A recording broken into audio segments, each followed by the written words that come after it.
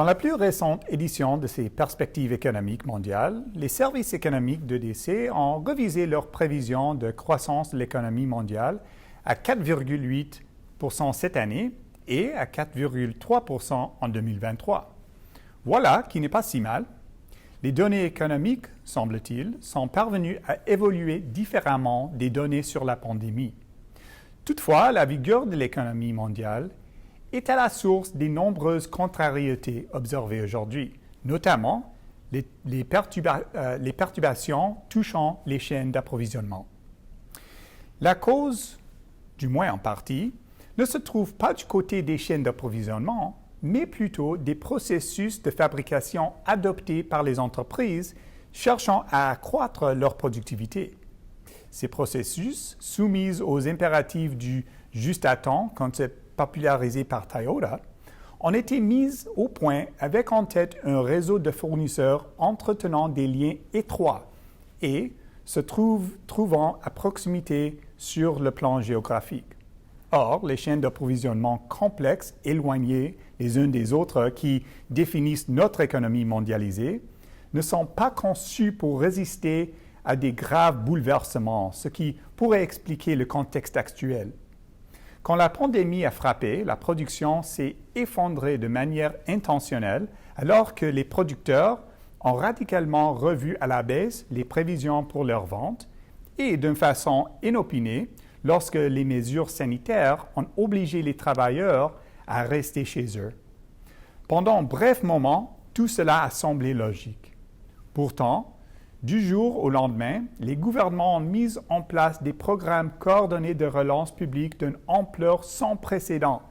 Les taux d'intérêt ont été abaissés tandis que les banques centrales alourdissant leur bilan et les gouvernements déployant des imposants programmes de relance. Lors du confinement, les consommateurs disposant d'options d'achat limitées.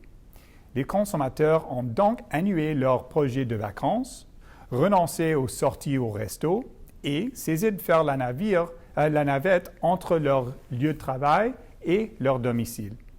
L'argent utilisé pour les loisirs, l'hébergement ou le transport a été soit mis à côté pour les mauvais jours, soit affecté aux commandes des produits en ligne. Les consommateurs ont changé la nature des biens qu'ils achètent et la manière de se les procurer. Nous sommes nombreux à avoir utilisé notre budget de voyage pour la construction d'une nouvelle patio de jardin ou bien notre budget pour le transport au bureau pour se doter d'un ordinateur plus performant. La consommation est passée de 0 à 100 km/h et en court laps de temps, les fournisseurs de biens ont été incapables de le suivre.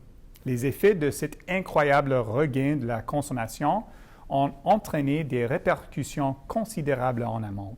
La capacité des marchés de matières premières a été poussée au-delà de leurs limites. Il suffit de penser au pétrole et au gaz naturel, de même qu'aux principaux métaux comme le cuivre. Quelles ont été les conséquences d'une pénurie de ces matières pour les usines où l'on assemble ces composantes essentielles? Quels ont été les effets sur les biens intermédiaires entrant dans la fabrication des biens finaux que nous consommons à un rythme sans cesse plus rapide? La fermeture de certaines usines dans des régions clés de l'Asie du Sud-Est n'a pas arrangé les choses. C'est là un exemple où une politique de type zéro COVID peut se révéler perturbatrice et inefficace.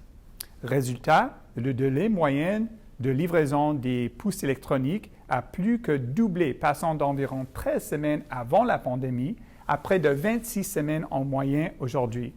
Ce délai est encore plus lent pour les puces issues technologies de pointe, comme les microcontrôleurs, qui sont absolument nécessaires à la construction des véhicules. En plus de ces déséquilibres sur le front de l'offre et de la demande, le secteur maritime mondial peinait à garder le rythme alors que son activité s'accélérait. La pénurie de conteneurs et de navires ainsi que les contraintes de capacité dans les installations portuaires exercent des tensions sur le secteur. On connaît la suite, des ports congestionnées, des retards de livraison et des délais 10 fois plus élevés que d'habitude. Et des événements comme le blocage du canal de Suez et les inondations en Colombie-Britannique ont aussi compliqué les choses. Ce genre de conjoncture relance d'ordinaire le débat autour des principaux mécanismes de la mondialisation, souvent qualifiés par les termes de relocalisation. Mais nous croyons que la quête d'un profit maximum dans une économie de marché fait de la mondialisation une nécessité au long terme et le mouvement de la mondialisation ne devrait pas s'inverser au moins de changements structurels majeurs au paradigme du commerce international. Tant et aussi longtemps qu'il est profitable pour des entreprises d'opter pour des facteurs de production au plus bas coût, d'autres suivront dans cette voie. Par ailleurs, améliorer des structures de production complexes exige du temps, des ressources financières et pourrait ne pas donner les meilleurs résultats. Bien que notre rôle ne soit pas de formuler des prévisions fondées des données épidémiologiques, nous estimons qu'avec l'assouplissement des restrictions, le retour des voyages, des événements sportifs et des sorties au pub, une partie des sommes que les consommateurs réservent pour des biens durables suivront à renouer avec ces expériences, ce qui atténuera les tensions sur la demande. En plus, les fermetures d'usines causées d'éclosions étant moins nombreux du côté des chaînes d'approvisionnement, les contraintes subies par l'offre devraient diminuer. Dans l'intervalle, nous nous attendons à des répercussions plus nuancées sur le commerce international, notamment une réévaluation des secteurs soi-disant stratégiques auxquels s'ajouteront les fournitures médicales, l'infrastructure commerciale et les technologies industries d'une importance capitale. Les entreprises ont aussi un rôle à jouer. Elles opéreront la transition du juste à temps au stock juste au cas où et exploreront de multiples sources de matière qui augmentera la résilience des chaînes d'approvisionnement.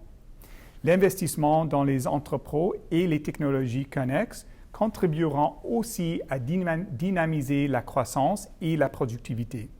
Conclusion, les annonces de la fin de la mondialisation versent à nouveau dans l'exagération. À vrai dire, les bouleversements actuels inspireront la mise en place d'un nouveau type de gestion des chaînes d'approvisionnement qui démarquera par une productivité accrue et une plus grande résilience. Merci et à la prochaine.